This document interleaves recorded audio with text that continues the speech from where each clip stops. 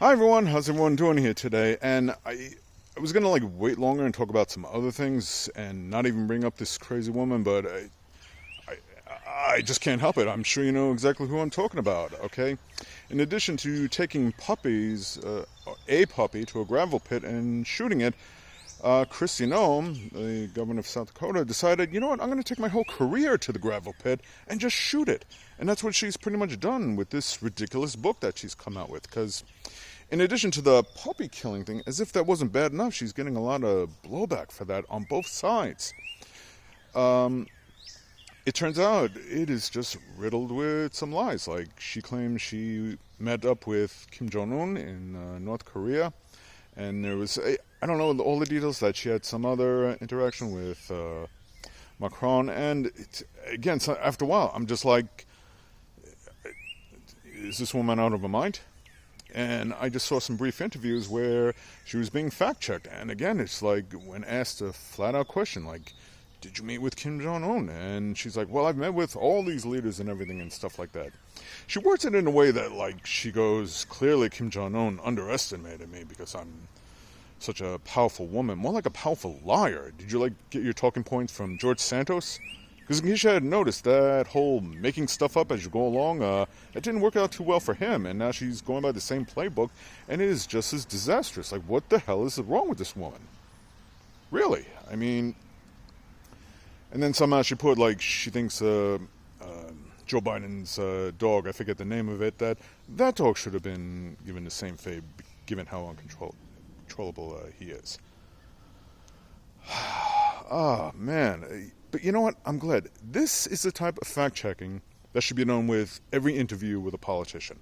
Like, be prepared and have, references to fall back on, political facts. And don't get me wrong, I know what some people would think, oh, you're just attacking the Republicans, because you're woke, because, you're a derangement. No, it's not that.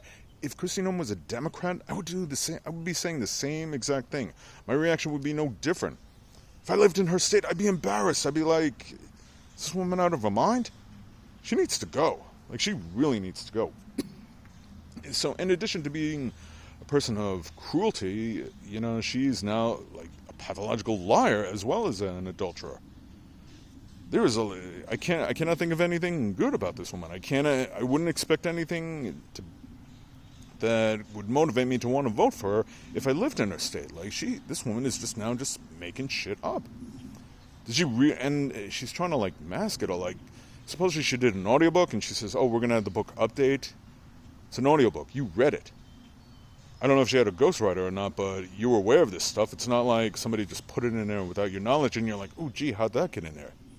You guys don't proofread? You don't stop and look at your own material and think, yeah, this is right, or it's ready yet? Is this woman out of her damn mind? I must say, keep digging that grave, Kristi.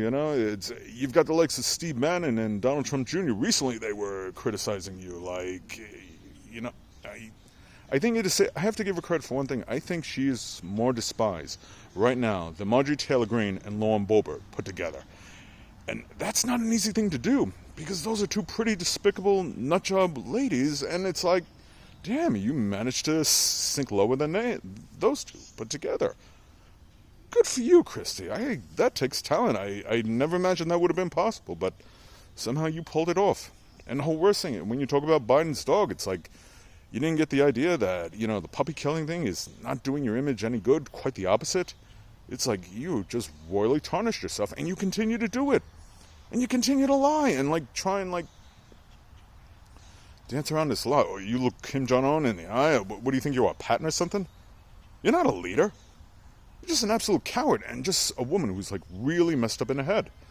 I'm sorry, I'm not holding punches back on this one. This woman is just despicable. Like I said before, South Dakota, when you get the chance, just vote her out and just keep her out of politics. You know what? If you're that buddy-buddy with Kim Jong-un, maybe you should leave America and go to North Korea. I'm sure your puppy-killing ways will sit well with Kim Jong-un. I'm sure he'll be great, so...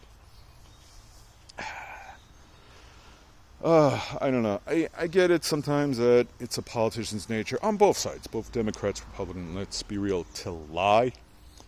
But there's one thing that's lying. There's something that's pulling things way out of your ear. I've grown up with people like that who like just would tell stories all the time, and it would always start off, wait, hey, you're not going to believe this, and I'm thinking to myself, okay, buckle up, you're about to hear a whopper, and you just, after a while, just nod your head. You know, if she was somebody living, she'd be like, would you believe it? I met Kim Jong-un. I'm like, of course you did, Kristi. You know, whatever. Okay, tell him I said hello.